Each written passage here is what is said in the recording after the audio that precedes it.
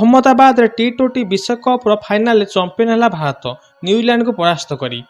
Final Bharat भल प्रदर्शन कर 96 रन एकपाखिया विजय हासिल कर दल पर अनेक खेल चमत्कार प्रदर्शन करते। संजू सैमसंग मैच में भारत पर सबुठ बड़ अवदान देते। इनिंग्स आरंभ कर संजू 46 बॉल 5 चौका और 8 छक्का मारी 89 रन करते। संजू को इनिंग्स टीम इंडिया 255 रन विशाल स्कोर रे पहुंचापी साहाय्य करथिला। संजू 43 बॉल अभिषेक शर्मा सहित प्रथम विकेट पर 98 रन पार्टनरशिप करते। तापर से ईशान किशन सहित 48 बॉल द्वितीय विकेट पर 105 रन पार्टनरशिप करते, जहाँ इनिंग्स सबुठ बड़ पार्टनरशिप थिला।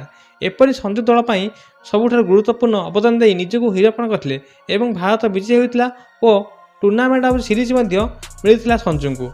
खाली फाइनाल नुहे, संजू सैमसंग सुपर 8 और सेमिफाइनाल दमदार बैटिंग करते। से सेमिफाइनाल खेलते और सुपर 8 में खेलते। वेस्टइंडीज पक्ष super 8 match Sanju 50 ball 97 run करते, जो कि 12 चौका और 4 छक्का अंतर्भुक्त।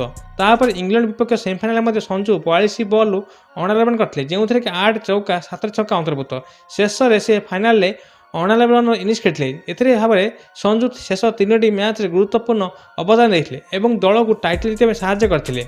यह हूँ सबुठ बड़ खबर जे कि संजू सैमसंग भारत एवं फाइनाल चंपियन होती। टी20 विश्वकप न्यूजीलैंड को हराई भारत चंपियन होती 2026 रे। 2024 होता चंपियन, 2026 होती चंपियन। लगातार 2 थर आईसीसी ट्रॉफी हाथी भारत।